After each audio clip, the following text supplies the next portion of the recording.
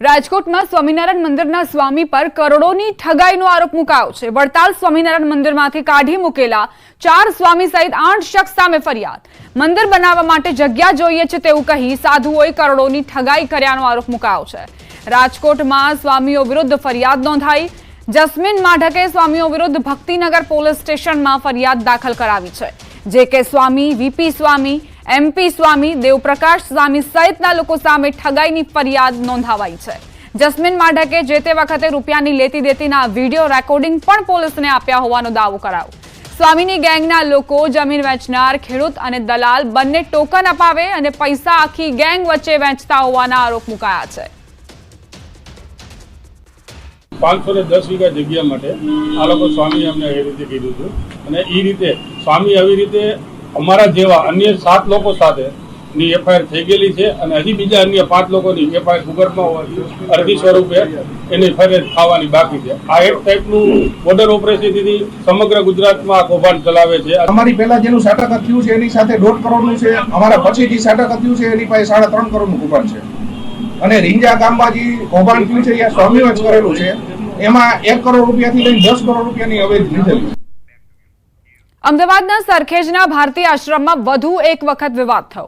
આશ્રમમાં આવેલા સમર્થકોની તપાસ કરતા એરગન નીકળી। પોલીસે સમર્થકોની તપાસ કરતા એરગન મળી આવી। પોલીસે તપાસ કરતા જણાઈ કે એરગન છે અહીં ઋષિ ભારતી બાપુના સમર્થકો અને હરિહરાનંદના ભારતી બાપુના સમર્થકો પ્રાંગણમાં આમને સામને આવ્યા।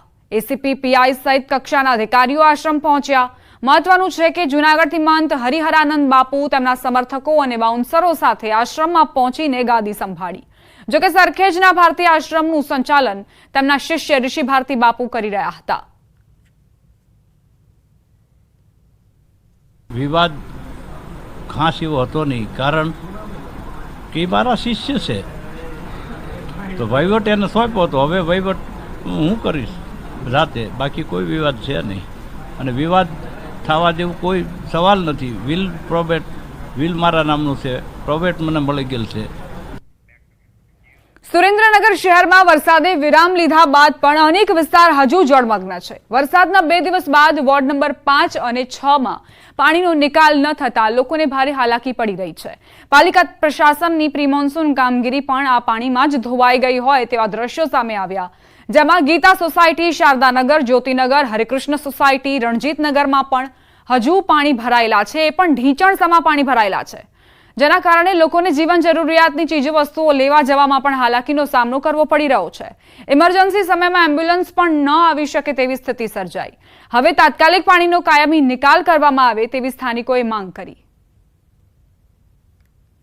25 વર્ષથી રહી છે તોય કોઈ આટલો ઢીચણ અમારા પાણી છે। 2 દિવસથી વરસાદ બંધ છે તોય પાણીનો કોઈ નિકાલ કરવા આવ્યું નથી। છેલ્લા 4-5 દિવસથી ધોધમાર વરસાદ પડ્યો છે, એનો પાણીનો નિકાલ જ નથી। અમારે 4-5 દિવસથી પાણીની એટલી બધી હાલાકી છે કે અહીંયા વડીલ માણસો હોય અને બહાર નીકળવું હોય તો બહુ પ્રોબ્લેમ છે। કોઈ નાના છોકરા સ્કૂલ જવું હોય તો પણ બહુ પ્રોબ્લેમ છે। 25 વર્ષથી ગીતા સોસાયટીમાં રહી છીએ। સામાન્ય વરસાદ હતા 2 દિવસથી પાણી ઢીચણ સમાણે ભરાઈ ગયા, પણ કોઈ નગરપાલિકા વાળા હજી કોઈ પગલું લીધું નથી। પાણીનો વરસાદ થોડો આવે કે જાજો આવે, પાણીનો અમારે આ ભરાઈ જાય છે અને પાણીનો કોઈ નિકાલ જ નથી આ એરિયાની અંદર। તો જો નિકાલ થાય એવું કરે નગરપાલિકા કે સરકાર જે કઈ કરે, જો કઈ નિકાલ કરે તો વધારે સારું। સુરેન્દ્રનગર શહેરમાં ધોધમાર વરસાદ વરસ્યાને 2 દિવસ પૂર્ણ થયા છે। 2 દિવસથી સતત વરસાદે વિરામ લીધો છે, પરંતુ ક્યાંક ને ક્યાંક પાલિકા તંત્રની પ્રી મોન્સૂન કામગીરી છે આ વરસાદમાં ધોવાઈ ગઈ છે। આપ ટીવી પરના દ્રશ્યોમાં જોઈ શકો છો કે સુરેન્દ્રનગર શહેરના વોર્ડ નંબર 6 ના એસીપુર રોડના વિસ્તારના દ્રશ્યો છે। વરસાદે વિરામ લીધાના 2 દિવસ બાદ પણ હજુ પરિસ્થિતિ જૈસે છે જોવા મળી રહી છે। 5 થી વધુ જે સોસાયટીઓ છે આ સોસાયટીઓ હાલ હજુ પણ પાણીમાં ગરકાવ જોવા મળી રહી છે।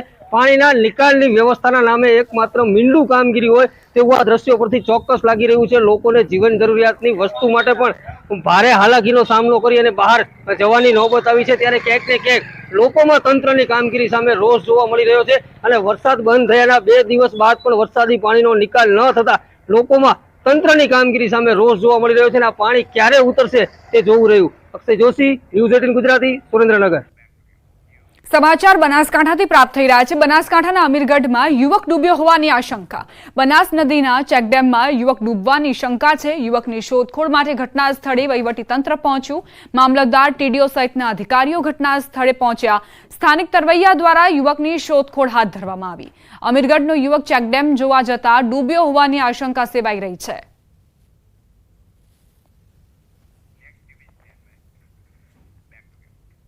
મોરબીના માળિયા મિયાણા પંથકમાં તબાહી મચી છે। મચ્છુ નદીના પાણીએ વિનાશ વેર્યો।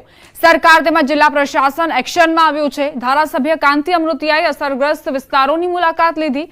જિલ્લા કલેક્ટર સહિતના અધિકારીઓ હાજર રહ્યા। અસરગ્રસ્ત વિસ્તારોમાં કામગીરીની સમીક્ષા કરી। જીવન જરૂરિયાતની વસ્તુઓનું વિતરણ કરવામાં આવી રહ્યું છે। મોરબી જિલ્લામાં સતત પડી રહેલા વરસાદને પગલે તંત્ર અલર્ટ મોડ પર છે। તો પ્રભારી મંત્રી પણ અહીંયા મુલાકાત હતા। ધારાસભ્ય કાંતિભાઈ અમૃતિયા છે, તેઓ સતત લોકો વચ્ચે રહી લોકો સાથે સંપર્કમાં તેની મુસીબતો જાણી રહ્યા છે। હાલ માળિયા મિયાણા પંથકના છેવાડાના વિસ્તારોમાં કાંતિભાઈ પ્રવાસ કર્યો છે। કાંતિભાઈ, કઈ પ્રકારની સ્થિતિ છે, વરસાદને લઈને શું સૂચનાઓ આપી?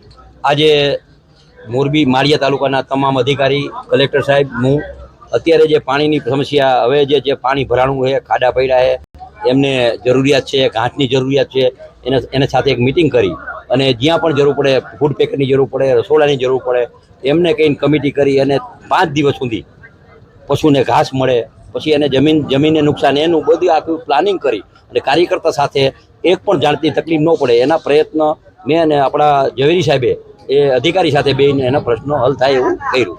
કાંતિભાઈ, આપે કાર્યકર્તાઓને સૂચના આપી, ટીમો પણ બનાવી છે। કેટલા કાર્યકર્તાઓની ટીમો કઈ પ્રકારે કામ કરશે? અત્યારે માળિયા તાલુકામાં લગભગ 30 અમારા કાર્યકર્તા છે। માળિયા પ્રોપરના એમને કીધું છે કે જે પણ જરૂરિયાત, અત્યારે અમારા અધિકારી એક આખું ડેપો કરી નાખ્યો, ફૂલ ટેકેટ રોજ 5-6 હજાર આવતા જાય અને જ્યાં જરૂર પડતી અહીંયા જઈ જાય। અત્યારે પણ હમણાં જ લગભગ 700 કીટો આવશે કે જે જરૂરિયાત છે હાવ એને અમે ઘરે ઘરે પહોંચાડી દઈશું। રાત સુધીમાં અડધી કલાકમાં આવે 700 કીટો જે પણ જરૂરિયાત છે માણસને અને પશુને હવે નુકસાન ન થાય, ખાવા પીવા નુકસાન હોય, એની પૂરી તૈયારી તંત્ર અને અમારી છે। સુરેન્દ્રનગરના લીંબડી પંથકમાં ધોધમાર વરસાદ વચ્ચે પણ પીજીવીસીએલની સરાહનીય કામગીરી। સતત વરસી રહેલા વરસાદ વચ્ચે પણ પીજીવીસીએલની ટીમ દ્વારા ફોલ્ટ લાઇન પર સક્રિય રહી અવિરત કામગીરી કરી વીજ પુરવઠો શરૂ રાખ્યો હતો। શિયાણી અને પાણશીણા વીજ ફીડરમાં ફોલ્ટ સર્જાતા ધોધમાર વરસાદ વચ્ચે વીજ પુરવઠો ન ખોરવાય તે માટે કામગીરી શરૂ રાખી હતી। વરસાદ અને ભારે પવનના કારણે ધરાશાયી થયેલા વીજ થાંભલા તેમજ વીજ ટ્રાન્સફોર્મર ઊભા કરી દેવામાં આવ્યા હતા। ભારે પવન અને મુશળધાર વરસાદ વચ્ચે પણ જે ટીમ છે તે ખડેપગે રહી હતી, જેથી લોકોને વીજ પુરવઠો મળી રહે। ધોધમાર વરસાદમાં પણ અવિરત કામગીરી યથાવત રહી। જે વીજ કંપનીની ટીમ હતી તે અહીં પહોંચી હતી અને અનરાધાર વરસાદ વચ્ચે પણ કામગીરી શરૂ રાખી, જેથી વીજ થાંભલા તેમજ વીજ ટ્રાન્સફોર્મર ફરી એક વખત કાર્યરત થઈ જાય અને લોકોને વીજ પુરવઠો મળતો થાય। ભારે વરસાદ અને પવનની વચ્ચે પણ આ ટીમે કામગીરી કરી અને લોકોને વીજ પુરવઠો પૂરો પાડ્યો। વલસાડ જિલ્લામાં ગત સપ્તાહે ઔરંગા નદીના પૂરે તબાહી મચાવી હતી। નીચાણવાળા અનેક વિસ્તારોમાં પૂરના પાણી ફરી વળ્યા હતા અને લોકોને, વેપારીઓને મોટું નુકસાન સહન કરવાનો વારો આવ્યો।